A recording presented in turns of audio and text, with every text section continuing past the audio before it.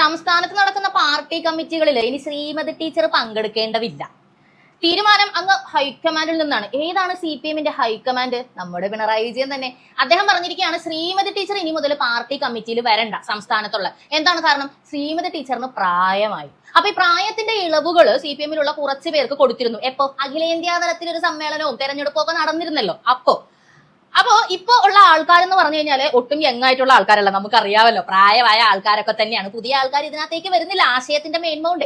അപ്പൊ ഉള്ളവരെയൊക്കെ കൊണ്ട് കോളം തികച്ചിട്ടുള്ള ഒരു അഖിലേന്ത്യാ കമ്മിറ്റിയാണ് നമ്മൾ കണ്ടത്. ആ സമയത്ത് പത്രമാധ്യമങ്ങൾ റിപ്പോർട്ട് ചെയ്തുകൊണ്ടിരുന്നത് മുഴുവനും ദേടാ കേരളത്തിൽ നിന്ന് സെക്രട്ടറി, കേരളത്തിൽ നിന്ന് വച്ചത്, കേരളത്തിൽ നിന്ന് മറിച്ചത് എന്നുള്ള രീതിയിലായിരുന്നു. പക്ഷെ ആകെ കേരളത്തിൽ നിന്ന് മാത്രമേ ആൾക്കാരുള്ളൂ. അതുകൊണ്ട് ഈ പറയുന്ന പോലെ MA ബേബി സാറൊക്കെ തന്നെ ഇത്തവണ, മുമ്പ് അഖിലേന്ത്യാ പാർട്ടി ആയിരുന്ന സമയത്ത് അല്ലെങ്കിൽ അഖിലേന്ത്യാ മുഴുവൻ ആളുകളുള്ള സമയത്ത് സ്ഥിതി ഇങ്ങനെയൊന്നുമല്ലോ. ഇപ്പൊ ആരുമില്ല, ഞാനും അപ്പനും സുഭദ്രയും. അപ്പൊ അതുകൊണ്ട് അഖിലേന്ത്യാ തലത്തിൽ നേതാക്കൾക്ക് പ്രായത്തിൽ ഇളവ് കൊടുത്തിരുന്നു. ഈ പിണറായി വിജയൻ അടക്കം അങ്ങനെ ഇളവ് ലഭിച്ചതാണ്. എന്നാൽ ശ്രീമതി ടീച്ചർക്ക് അഖിലേന്ത്യാ തലത്തിൽ മാത്രമേ ഇളവുള്ളൂ. സംസ്ഥാനത്ത് എത്തുമ്പോൾ ശ്രീമതി ടീച്ചർക്ക് ഇളവില്ല എന്നാണ് നമ്മുടെ മുഖ്യമന്ത്രി പറഞ്ഞിരിക്കുന്നത്.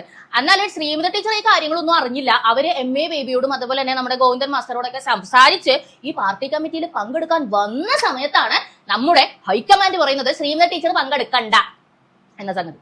അപ്പൊ ഇത് ആകപ്പാടെ ഒരു മുറുമുറുപ്പിനൊക്കെ കാരണമായെങ്കിലും അവസാനം പ്ലേറ്റ് മറിച്ച് പണ്ടത്തെ പോലെ തന്നെ എല്ലാ പ്രശ്നങ്ങളും ഉള്ളിൽ തന്നെ ഒതുക്കിയിട്ട് നമ്മുടെ ഗോവിന്ദ മാസ്റ്റർ അടക്കം വന്നിട്ട് പറഞ്ഞു ഇല്ല അവർ അഖിലേന്ത്യാ തലത്തിലാണ് അവർ പ്രവർത്തിക്കേണ്ടത്, അവർക്ക് സംസ്ഥാനത്ത് ഇനി പ്രവർത്തിക്കാനൊന്നുമില്ല, അഖിലേന്ത്യാ തലത്തിൽ എന്തിട്ടാണ് CPM-നുള്ളത് അതൊന്നും ചോദിക്കാൻ പാടില്ല. പക്ഷെ ശ്രീമതി ടീച്ചർ അവിടെ പ്രവർത്തിച്ചാൽ മതി എന്നാണ് പറയുന്നത്. നമ്മുടെ സ്റ്റേറ്റില് പ്രായത്തിന്റെ ഇളവ് പിണറായി വിജയൻ സഖാവിന് കൊടുക്കുമല്ലോ. അതിന്റെ ഉള്ളുകളികളെ പറ്റി നമ്മൾ പറഞ്ഞിട്ടും ഒരു കാര്യവുമില്ല.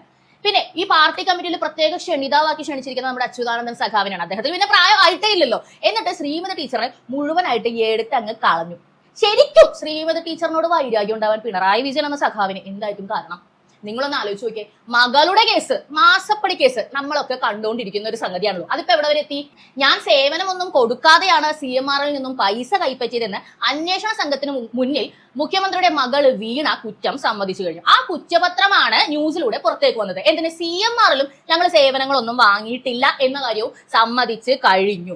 ഏകദേശം 50 ലക്ഷത്തോളം രൂപ ഈ കർത്തയുടെ കമ്പനിയിൽ നിന്ന് വീണയുടെ കമ്പനി വായ്പയായിട്ട് എടുത്തിരുന്നുവെന്നും ആ വായ്പ തിരിച്ചടച്ചത് പലപ്പോഴായി, അതായത് മാസത്തിൽ ഒരു 8 ലക്ഷം രൂപയോളം വീണയ്ക്ക് ഇങ്ങനെ CMR-ൽ നിന്നും വന്നുകൊണ്ടിരുന്നു. സേവനം എന്താണെന്നുള്ള ചോദ്യത്തിന് ഇവർക്ക് ആർക്കും ഉത്തരമില്ല. ആ പൈസ എന്നാണ് ആ ലോൺ തിരിച്ചടച്ചത് എന്നും പറയുന്നുണ്ട്. എന്നാൽ കുറ്റപത്രം വരെ വെളിയിൽ വന്നിട്ടും മൊഴി കൊടുക്കാതെ ഒരു കുറ്റപത്രം വരില്ലല്ലോ. വീണയുടെ ഭർത്താവ് മാധ്യമങ്ങൾക്ക് മുന്നിൽ വന്ന് പറഞ്ഞത് അങ്ങനെ ഒരു മൊഴി വീണ കൊടുക്കില്ല എന്നാണ്. ഇതിന് 2 സാധ്യതകളാണുള്ളത്. ഒന്ന്, അങ്ങനെ ഒരു മൊഴി കൊടുക്കരുത്, ഇനി അഥവാ അങ്ങനെ ഉണ്ടായിട്ടുണ്ടെങ്കിൽ പോലും എന്നിവിടന്നെ പറഞ്ഞു വിട്ടിട്ടുണ്ടാവണം. അല്ലെന്നുണ്ടെങ്കിൽ മൊഴി കൊടുത്തു എന്ന സംഗതി പൊതുജനങ്ങൾക്ക് മുന്നിൽ ഇപ്പോഴും സമ്മതിക്കാൻ അവർ തയ്യാറല്ല. അവർ വീണ്ടും രാഷ്ട്രീയ പ്രേരിതമാണ്, അല്ലെങ്കിൽ മുഖ്യമന്ത്രിക്കെതിരെയുള്ള ആയുധമാണ്, മറ്റതാണ് മറിച്ചതാണെന്നൊക്കെ പറഞ്ഞ് ഇങ്ങനെ വെളുപ്പിക്കാനുള്ള തീരുമാനത്തിൽ തന്നെയാണ് ഇപ്പോഴിരിക്കുന്നത് നമ്മുടെ മുഖ്യമന്ത്രി. അതായത് കഴിഞ്ഞതിന്റെ മുമ്പത്തെ നിയമസഭയിലാണെന്ന് തോന്നുന്നു മാത്യു കുഴൽനാടന്റെ മുമ്പിൽ സമ്മതിച്ചു എന്തൊക്കെയാണോ പറഞ്ഞത്, എന്റെ മകൾ സേവനം കൊടുത്തിട്ടാണ് അതിന് ഇൻകം ടാക്സ് എടുത്തത്, അത് തന്നെ ഇപ്പോഴും പറയുന്നുള്ളൂ. അതിൽ നിന്നും അണുവിട അങ്ങോട്ട് മാറിയ ഒരു അപ്ഡേറ്റ് പറയാൻ അദ്ദേഹത്തിന്റെ കയ്യിലില്ല. എന്നാൽ അദ്ദേഹം സമ്മതിക്കുന്നുണ്ട് CMR-ൽ നിന്നും വീണയ്ക്ക് ഫണ്ട് വന്നു, അതിന് ടാക്സ് അടച്ചു എന്നുള്ളത്. എന്തിന്? ഈ ചോദ്യമാണ് അന്ന് മുതൽ ഇന്ന് വരെ നമ്മൾ ചോദിച്ചുകൊണ്ടിരിക്കുന്നത്. അതിനൊരു കൃത്യമായ ഉത്തരമില്ല. നമ്മൾ കണ്ടു MA ബേബി അടക്കം ഈ പറഞ്ഞ എല്ലാ ആൾക്കാരും മുഖ്യമന്ത്രിയുടെ മകളെ ഇങ്ങനെ വെളുപ്പിച്ച് വന്നു. വീണ CPM കാരിയല്ല, ഒരു മെമ്പർഷിപ്പ് ഇല്ല എന്നൊക്കെ ഇവർ തന്നെ പറയുന്നുണ്ടെങ്കിലും പാർട്ടിക്കാരാണ് വീണനെ വെളുപ്പിക്കാൻ മുൻപന്തിയിലുള്ളത്. ബിനോയ് വിശ്വം ഒക്കെ എഗൈൻസ്റ്റ് പറഞ്ഞപ്പോൾ അദ്ദേഹത്തിനൊക്കെ പരുഷമായ ഭാഷയിൽ ശിവൻകുട്ടി സഖാവൊക്കെ വിമർശിക്കുന്നത് നമ്മൾ കേട്ടതാണ്. എന്നാൽ നമ്മുടെ ശ്രീമതി ടീച്ചർ ഇതേവരെ മുഖ്യന്റെ പ്രിയപുത്രിയെ പറ്റി ഒന്നും പറഞ്ഞിട്ടില്ല.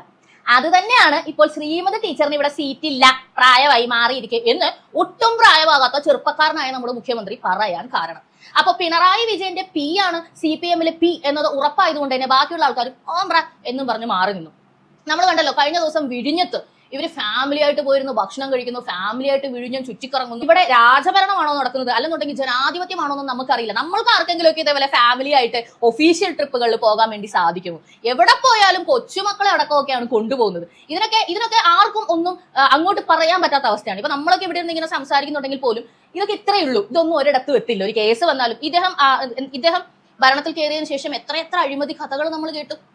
എത്ര കാര്യങ്ങളിൽ നമ്മൾ കണ്ടു. പക്ഷെ നമുക്കൊന്നും ചെയ്യാൻ പറ്റില്ല. നമുക്ക് ഇവിടെ ഇരുന്ന് ഇങ്ങനെ പറയാൻ വേണ്ടി മാത്രമേ പറ്റൂ. അത്രയ്ക്ക് സ്വാധീനമുള്ള ഒരു നേതാവായി മാറിക്കഴിഞ്ഞു നമ്മുടെ പിണറായി വിജയൻ എന്ന് പറയുന്ന സഖാവ്. ഇന്ത്യയിലെ ഒരു സ്റ്റേറ്റ് ആണ് കേരളം എങ്കിൽ പോലും കേരളത്തിൽ ഇന്ത്യയിൽ നടക്കുന്ന ഒരു കാര്യത്തിലും ശരിക്കും പറഞ്ഞാൽ അവർക്ക് അതൊന്നും അറിയേണ്ട ആവശ്യമില്ല എന്ന് പറഞ്ഞ സ്ഥിതിയാണ്. പഹൽഗാമിൽ ഇത്രയും വലിയൊരു അറ്റാക്ക് നടന്ന് ഇത്ര ആളുകൾ മരിച്ച സന്ദർഭത്തിൽ ഇവിടെ തിരുവനന്തപുരത്തുള്ള AKG സെന്റർ പാർട്ടിയുടെ കെട്ടിടം ഉദ്ഘാടനം ചെയ്യലാണ് ഇവർ ആ മാമാങ്കം. അതുപോലെ 4 വർഷത്തെ പരിപാടി അതിനിങ്ങനെ നടക്കുന്നു. അത് കഴിഞ്ഞാൽ വിഴിഞ്ഞത്ത് പോയിരിക്കുന്നു, ഇപ്പൊ ദുബായിക്ക് പോയിരിക്കുന്നു. അപ്പൊ അവരുടെ ടൂറും അവരുടെ കാര്യങ്ങളും അവരുടെ സംഗതികളും ഒക്കെ അതിന്റേതായ രീതിയിൽ നടന്ന് പോയിക്കൊണ്ടാണ്ടിരിക്കണം. ഇതൊന്നും കൂടാതെ ഇപ്പൊ കോഴിക്കോട് പാകിസ്ഥാൻ പൗരന്മാരായിട്ടുള്ള ആൾക്കാർ തിരിച്ചു പോകണം എന്ന് പറഞ്ഞിട്ട് കേന്ദ്ര നിർദ്ദേശപ്രകാരം പോലീസ്, നമ്മുടെ പിണറായി വിജയന്റെ കീഴിലുള്ള പോലീസ് തന്നെ നോട്ടീസ് അയച്ചപ്പോ വിത്തിൻ അവേഴ്സ് അത് പിൻവലിക്കാനായിട്ട് നമ്മുടെ മുഖ്യമന്ത്രി പറഞ്ഞിരിക്കുകയാണ്. കാരണം അദ്ദേഹത്തിന് ഇതൊന്നും ബാധകമല്ല. മനസ്സിലായില്ലേ? കേരളം എന്ന് പറയുന്നത് അദ്ദേഹത്തിന്റെ രാജ്യമാണ്. അവിടെ എന്ത് നടക്കണമെന്ന് അദ്ദേഹമാണ് തീരുമാനിക്കുന്നത്. ബാക്കി ഇന്ത്യയിൽ എന്ത് തീരുമാനം എടുത്താലും കേന്ദ്രത്തിൽ നിന്ന് എന്ത് നടപടി വന്നാലും അതൊന്നും അദ്ദേഹത്തിന് പ്രശ്നമല്ല എന്ന രീതിയിൽ തന്നെ നിൽക്കുന്ന ഒരു വ്യക്തിയാണ് അദ്ദേഹം. ഇനി SFIO ഈ കേസുമായിട്ട് മുന്നോട്ട് പോകുമ്പോൾ എന്താവും സംഭവിക്കാം? എനിക്ക് ഉറപ്പാണ് ഇനി വീണ വിജയൻ അറസ്റ്റ് ഉണ്ടായാൽ തന്നെയും മരുമോൻ ഫ്രണ്ടിൽ വന്നിട്ട് നമ്മളോട് പറയും അറസ്റ്റ് ഒന്നും ഉണ്ടായിട്ടില്ല, അങ്ങനൊന്നും ഉണ്ടായിട്ടില്ല. നിങ്ങൾ വെറുതെ ആവശ്യമില്ലാത്തത് പറഞ്ഞ് പരത്തരുത്. മീഡിയയാണ് ആവശ്യമില്ലാത്തത് പറഞ്ഞ് പരത്തുന്നത്. ഇതാണ് അദ്ദേഹത്തിന്റെ സ്ഥിരം വാചകം. ഒരു സമയം മാസപ്പടിയെ കുറിച്ച് ചോദിച്ചപ്പോൾ ഓണാശംസം പറഞ്ഞ് മുങ്ങിയ ആളാണ്. അല്ല, ഇവരെ ഇതിനൊന്നും നമുക്ക് കുറ്റം പറയാൻ പറ്റില്ലെന്ന്. ഇവർ പണ്ട് മുതലേ അങ്ങനെയാണ്. നിയമസഭ തല്ലി പൊളിച്ച് അത്രയും വലിയ കേസ് ഉണ്ടായി. നമ്മൾ കണ്ടതാണ് ശിവൻകുട്ടി സഖാവൊക്കെ ആ മേശയുടെ മേളിൽ കയറി മുണ്ടൊക്കെ മടക്കി കുത്തി അവിടെ കാണിച്ച താണ്ഡവം. എന്നിട്ട് ഇദ്ദേഹം പറയുവാണ് ഞാൻ അവിടെ ബോധം കെട്ട് കിടക്കുവായിരുന്നു. അപ്പൊ കണ്ട നമ്മളൊക്കെ പൊട്ടന്മാരും. ഹെൽമെറ്റിന് നവകേരള സദസ്സിനും അത്ര അടി ആൾക്കാർ കൊണ്ടിട്ടും മുഖ്യമന്ത്രി പറയാണ് അത് രക്ഷാപ്രവർത്തനം വരുന്നത്. അപ്പൊ നമ്മൾ പൊട്ടന്മാര്. പണ്ട് മുതലേ ഇവര് ആടിനെ പട്ടിയാകുന്ന പണിയാണ് ഇവരുടെ കയ്യിലുള്ളത്.